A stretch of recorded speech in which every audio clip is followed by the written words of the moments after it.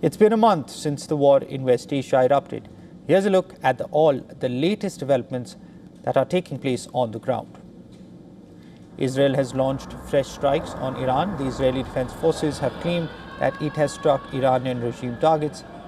According to reports, at least 10 intense blasts have been heard around the capital of Tehran. Iran's Foreign Minister Abbas Araghchi said that they would exact a heavy price for Israeli crimes following attacks on two of the country's largest steel factories and nuclear sites. The United States said that 12 members of its armed forces have been reportedly wounded following an Iranian military strike on the Prince Sultan Air Base in Saudi Arabia. According to the U.S. Central Command, over 300 service members have been injured in the war.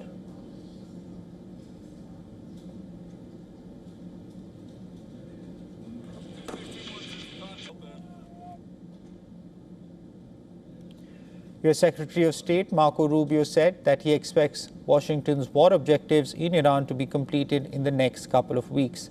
Rubio added that the objectives would be completed regardless of whether the U.S. sends ground troops to Iran.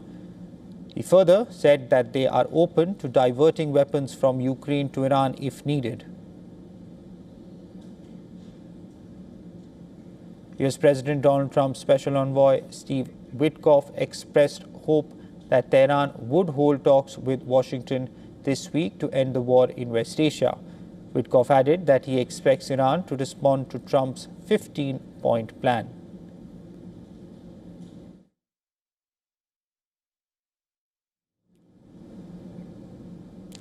To discuss more on the West Asia war, we were earlier joined by Dr. Abner Cohen. He is Professor of Non-Proliferation and Terrorism Studies at the Middlebury Institute. Listen in to what he had to say. Well, there is a threat for more escalation right now. There is troops that's on their way. Some arrive, some will be arriving.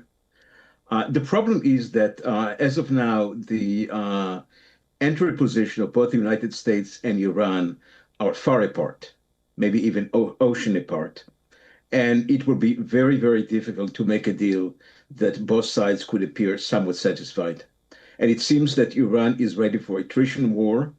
And it seems that as much as Iran tactically and locally is beaten everywhere, essentially, both Israel and the United States dominating the air over the entire Iran or most of the Iran, and yet Iran is not ready to capitulate and to agree to the condition that the United States is asking. In fact, it's asking totally unacceptable conditions, including reparations from the United States.